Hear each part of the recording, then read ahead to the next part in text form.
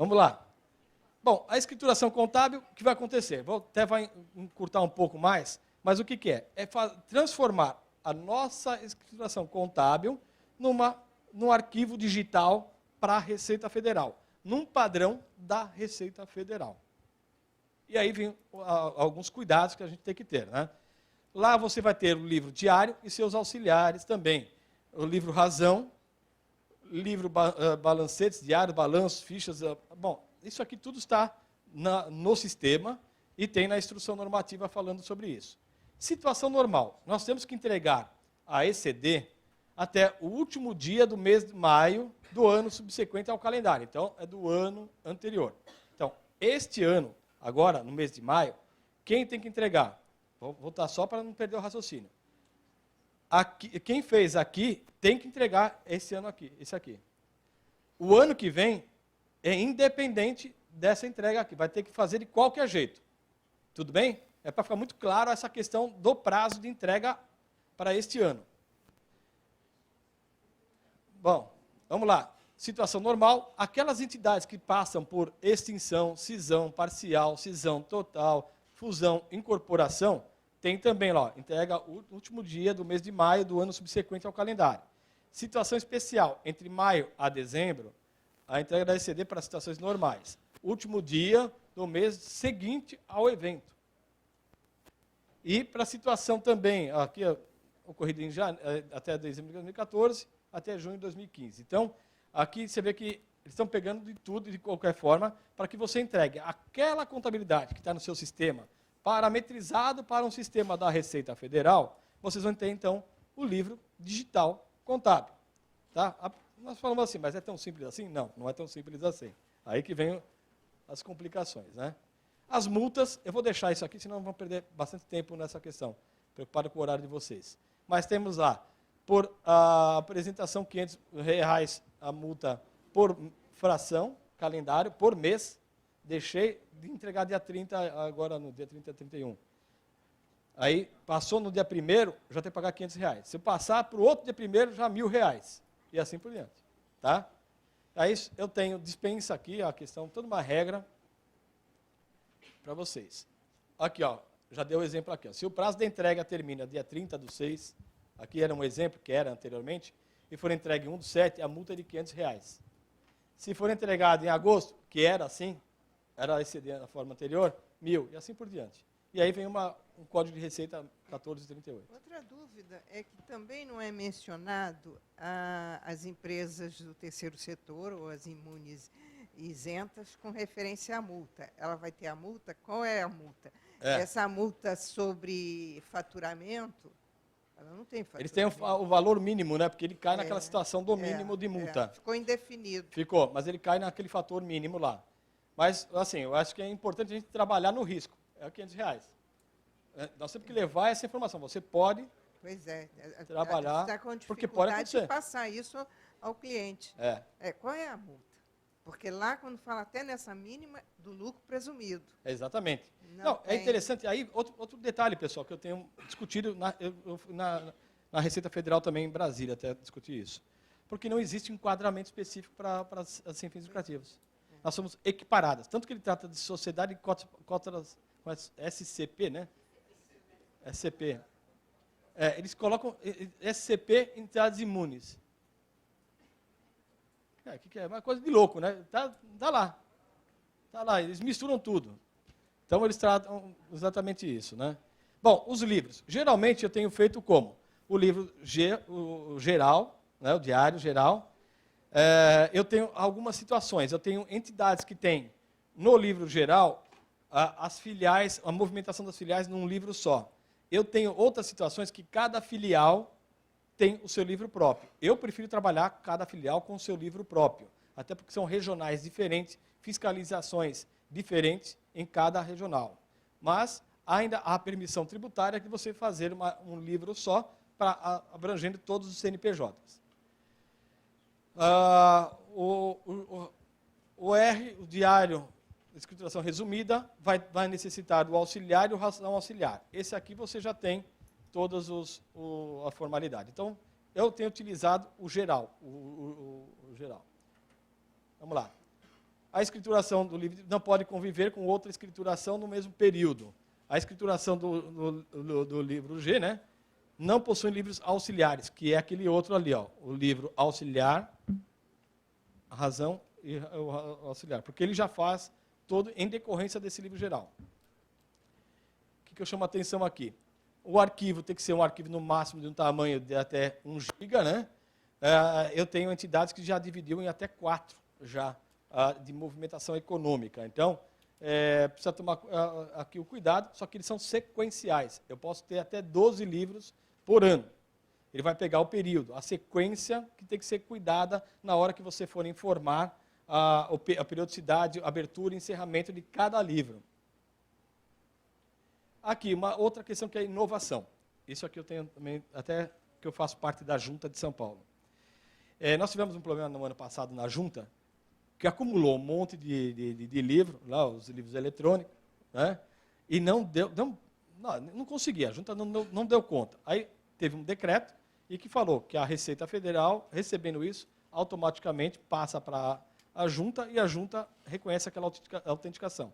Que antes você era obrigado a mandar o físico para lá e mandar o físico para o... Agora vai ser automático os livros da Receita para esses departamentos. Porém, no cartório ainda tem adaptação. Então, este ano ainda, eu recomendo a fazer a impressão do livro físico e fazer o registro também no cartório. Até tem dado problema em alguns sistemas também. Porque depende do cartório estar habilitado, você tem que entrar nisso aqui, cadastrar, para você mandar a sua ECD via Receita Federal para aquele seu cartório. Às vezes o cartório tem problema. Então, neste momento, eu estou orientando ainda que se faça a impressão física ainda mesmo e faça o livro, as formalidades e faça o registro no cartório, porque alguns cartórios não têm... Sim. Ele demorou muito, né? O cartório demorou muito a se unir à Receita Federal e, com isso, ter os livros direto no ECD, né? Uhum. E aí o que aconteceu é que a legislação saiu no final de 2015 e a gente não pode ficar esperando para emitir os livros. Então, ele foi emitindo, foi registrando. Então, agora eu tenho todos os livros registrados, só falta o de dezembro agora, que já deve estar saindo o registro. E agora eu vou ter um complicador, porque eu entrei nesse site, mandei uma perguntinha, né? Fale conosco. Aí, nada aconteceu. Aí, consegui o telefone, ligamos, aí ele falou assim, tem que falar com o departamento tal. Então, tá, vamos falar com o departamento tal. Posso mandar, então, para você o e-mail? Não, não tem e-mail. Então, tá, então, estou esperando uma resposta, que ou eu vou botar no ECD os números dos livros que eu registrei... A partir daí. Você vai partir daí. Ou ele está já me obrigando a fazer o livro ali dentro do ECD. É que para o caso da junta, você no momento que você já envia, você já automaticamente já põe a junta lá. Não, porque nós somos cartório registro não. civil. Cartório você tem que entrar aqui e para mandar o arquivo através desse site aqui.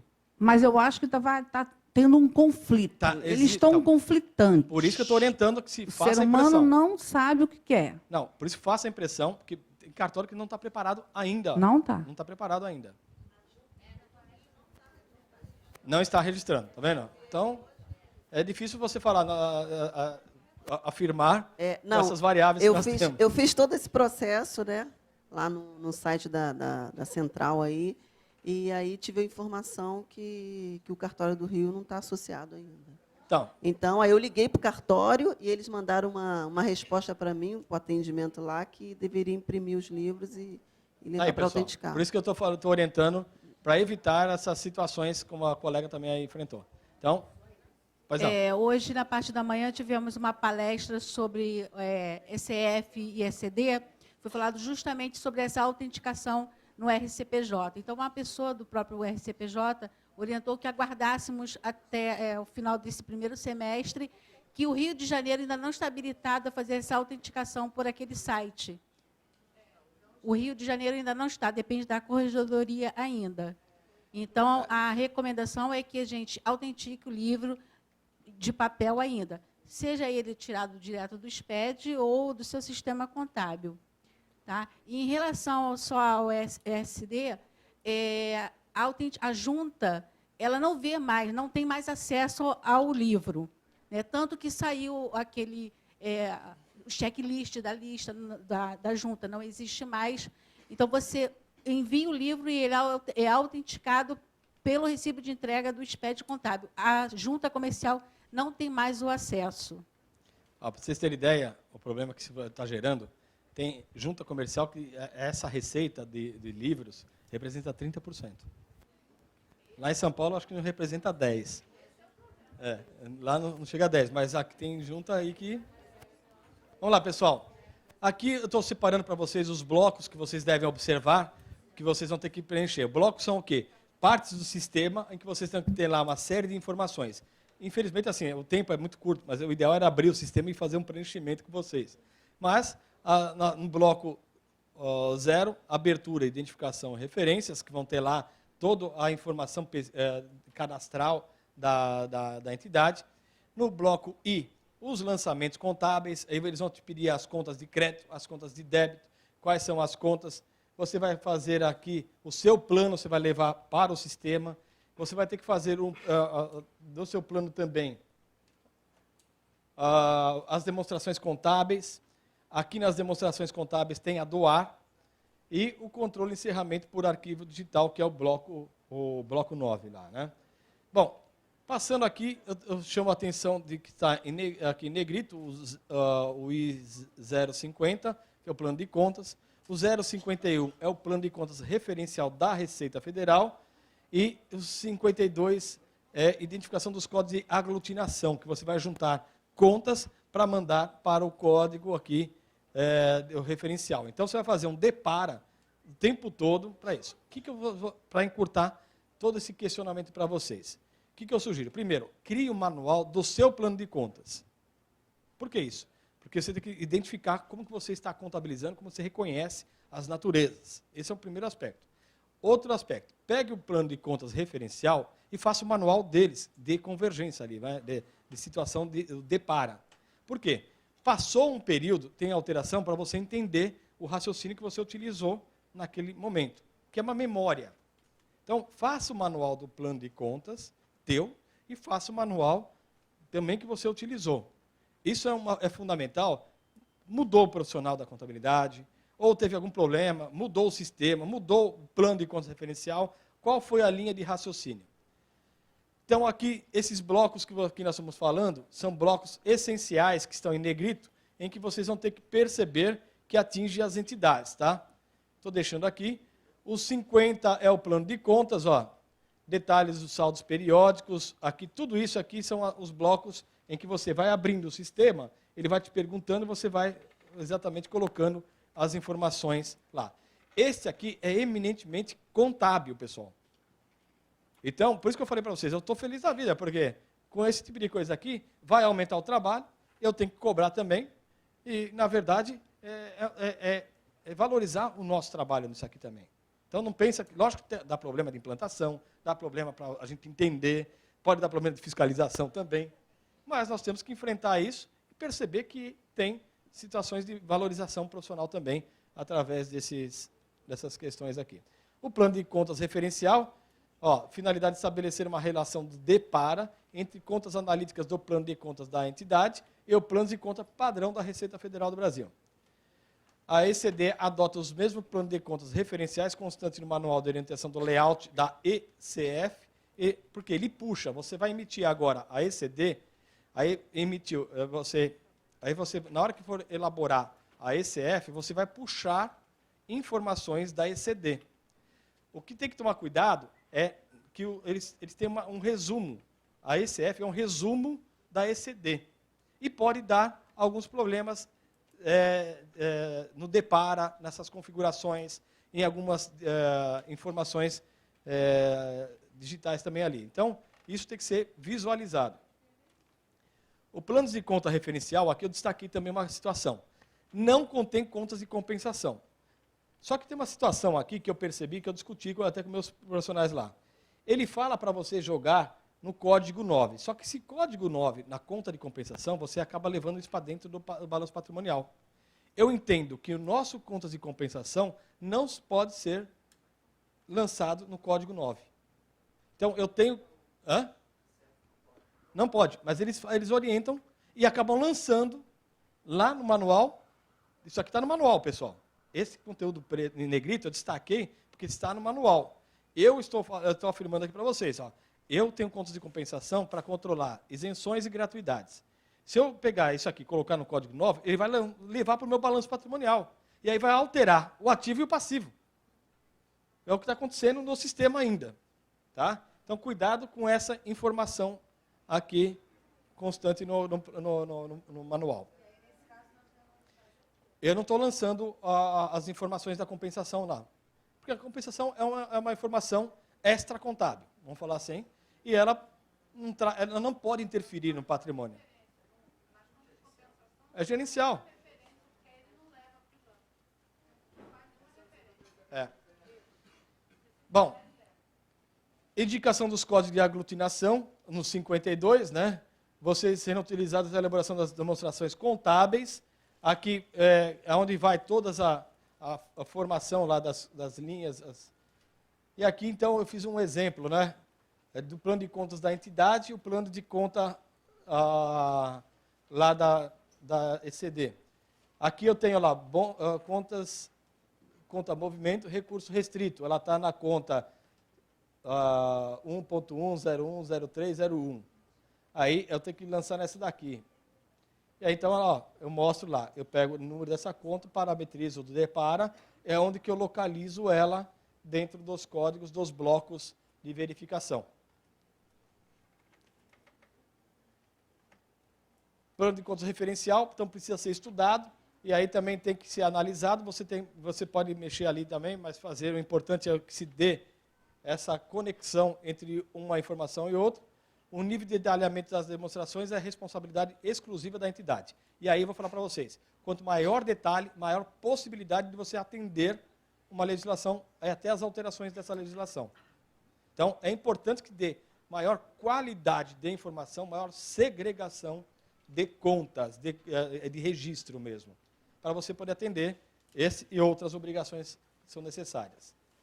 O registro J100, né, que fala também, tudo isso que vocês têm que observar. O que eu estou colocando aqui, vocês vão abrir lá as telas, vocês vão perceber a sequência disso tudo. Da ECD, pessoal, então, assim, o que eu tive de problemas na escrituração? Eu tenho sistemas que não pertencem... todo sistema fala que está preparado para o SPED. Não tem um... Tem um. Alguém já viu falar algum aqui que não esteja aqui na hora de vender, que não fala está preparado para o SPED? Então, não tem um. Eu tive entidades lá, por exemplo, que trabalham com um sistema corporativo enorme. Nós ficamos quase 15 dias com 2 técnicos meus e 2 técnicos da empresa, 15 dias direto. E técnicos de primeira qualidade para poder resolver o problema. Então, não deixe para a última hora. Faça uma verificação no seu sistema. Comece a ter o sistema todo ele formatado para poder atender isso, porque daqui a pouco vai ser impossível, se não tiver um sistema, para que você faça suas verificações, dê sua consultoria através dessa. Então, o seu sistema contábil ele tem que estar preparado para poder atender essas obrigações acessórias. Agora, eles falam que tem lá o módulo do SPED.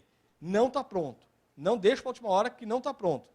Vai ter que fazer o depara, vai ter que fazer a aglutinação, todo esse tipo de coisa. Vai ter que pôr parâmetros de históricos, de histórico padrão, tudo isso.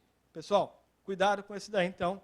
E aí foi um trabalho também significativo e tem muita gente cobrando isso também à parte, tá? Então, também cabe a dica que é um trabalho que não é pouco, não. Eu mesmo tive lá o custo de 15 dias lá, pelo menos isso. Aqui na ECF, então, todo mundo vai ter que entregar, que é a substituição da DPJ. Eu falo para você o seguinte, eu estou dispensado? Não, entregue. Por quê? Eu vou ter que fazer, vou pedir ao CIP, teve alteração recente. Eles pedem uma informação da DIPJ, alterado agora, hein? Então, o que na substituição da DIPJ, o que é? A ECF. Eu vou entrar com processo de imunidade tributária no município, de ISS. Eles vão pedir. Então, eu sou dispensado? Sou. Aí você vai ter que declarar que você é dispensado, ele vai arrumar problemas e você não vai conseguir. Então, minha orientação, que você puder atender essa daqui, já atenda. Está dispensado? Eu estou dispensado, não atingi o faturamento, não atingi doações de 1.200.000, mas entregue. Da mesma forma, é sugestão para os processos tributários, para a prestação de contas. tá? Para convênio vai precisar. Então, não está diretamente na regra do DIPJ, não precisa, da ECF, mas você vê, vai no convênio, vai precisar. Vai no AuxIP, vai precisar. Vai no ISS, vai precisar. Então, cuidado. Aqui são os blocos, né, que tratam bloco de abertura, identificação, mas tudo isso você pode puxar da escrituração contábil digital. Uma outra situação aqui. Olha isso aqui, campo 10, parâmetros de tributação. Campo 10, tipo de escrituração. Livro caixa ou hipótese prevista, tá, não? Instrução normativa, lucro presumido ou sem escrituração, imunes e isentas.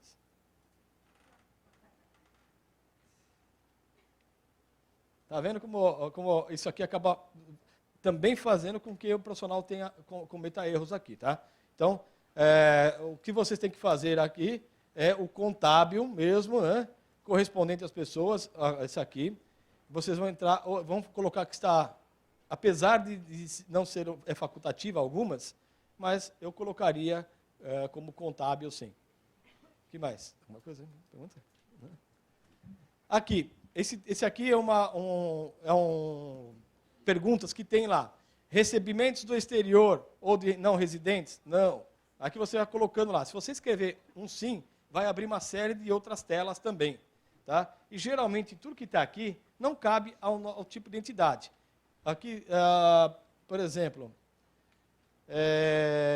royalties recebidos do Brasil e do exterior. Pode ser que aconteça uma situação dessa, vai ter que justificar para determinada entidade. A recuperação de dados do ECD, pois não. Não, desculpa, Marcelo. Quando você fala do recebimento do exterior, mas, por exemplo, se eu tenho um convênio com o BID, ou sei lá, com uma Resource Alliance da vida, ela entraria ali, não? Não. Não, porque ele faz uma outra. Eu acho que o BID ele faz uma outra modalidade. Ele passa via algum departamento. Não, mas no caso, por exemplo, de uma, agora, se existe, sei lá, uma Ford Foundation que entrega direto. Aí é doação. Você pode ter doações de exterior, ele entra numa outra situação. Aí você tem que informar recursos do exterior, mas você vai ter que justificar. Ah, entendi. Tem que passar sempre via Banco Central. Não, isso sim, mas registra ali, né? Obrigada. Aqui a recuperação dos dados e informações é puxada da ECD, mas você tem que verificar. Então, o registro C, ele puxa o C40, o registro C50, tudo isso aqui ele vai puxar da ECD. Então, e aí que vem você estruturar muito bem a ECD para atender a ECF. Se você não estruturar bem a ECD, vai dar problema também na ECF. Na hora que cruzar, cai na malha. A identificação dos saldos periódicos de conta, todos esses registros são necessários para puxar para cada uma das entidades que nós vamos trabalhar. Aqui, origem e aplicação de recurso. Aí é o preenchimento dessa informação, se não tiver na ECD. Aqui há outras informações também. A receita de vendas pelo estabelecimento da atividade econômica. Aí você coloca o CNPJ da entidade ou da filial e vai preenchendo aqui essas atividades, né? Aqui, remuneração de dirigentes. Tem alguém que remunera ainda? Aí não? Já tem alguém? Porque hoje há uma certa previsão para determinados tipos de entidade. Então, eles pedem essa informação de remuneração de dirigentes também, mas aqui teria uma parte estatutária permitindo tudo. EFD contribuições, olha lá, PIS e COFINS. Eu vou aqui um pouco mais rápido, que nem são todas, mas o que nós temos que pensar? Que todas aquelas receitas possíveis tributáveis, aquelas que não têm SEBAS, tome cuidado. Que aí pode estar, qualquer prestação de serviço pode ser tributada. Nós temos uma tributação também sobre aplicações financeiras, também, o COFINS. Tá? Então, precisa verificar se está tendo recolhimento, se atingiu ou não a sua organização, e aí, se atingir os 10 mil, e poder declarar. O que eu tenho aqui? Alguns cuidados aqui. Olha a situação aqui. Regime caixa, escrituração consolidada. Não, a minha regime é competência e escrituração consolidada. Ok. Notas fiscais de serviço, ele puxa das informações, aquelas notas eletrônicas, e você pode aí cadastrar as suas prestações de serviço. Sem documentação específica, tem uma situação que eu vi num preenchimento, por exemplo, doações, eu entendo que não entra aqui, porque primeiro que doações não tem tributação, não é prestação de serviço, e não é tributável. Então, ele pede aqui para aquelas informações de receitas em que não tem documentação específica de prestação de nota fiscal. As de saída, aqui as receitas auferidas ao tempo, o COFINS, eu tenho muita preocupação novamente nessa questão, porque se você lançar de forma inadequada, pode ser tributada e você, de repente, não fez aí as informações já de recolhimento. Aqui o valor da contribuição, aqui é o detalhamento da apuração. O PIS, eu separei aqui nesses slides, que vai ficar à disposição aqui do CRC, para que vocês possam acessar e ter como referencial o passo a passo. Então, quando colocou os blocos, aqui são os blocos mínimos que vocês têm que ter informação. Aí vocês vão abrir no sistema, olha aquele lá, tem que informar. Lá. E se não tiver aqui, dependendo da situação, você também tem que informar algum outro bloco que não foi mencionado. Mas esses são os gerais para as entidades. Penalidades, eu vou passar isso aí, que é a mesma penalidade. E aqui já, mais do que pronto aqui, agradecer a presença e paciência de todos vocês. Extrapolamos aí em 10 minutos. Fico à disposição sempre de vocês. Eu vou ficar aqui depois, não vai dar para fazer perguntas. Mas aqueles que tiverem algum questionamento, estou à disposição. E agradeço imensamente ao Conselho Regional aqui do Rio de Janeiro a possibilidade de estar partilhando com vocês e ter esse tempo aqui, um momento especial dessa discussão que a gente tem aqui para melhorar cada vez mais o terceiro setor. Muito obrigado a todos vocês.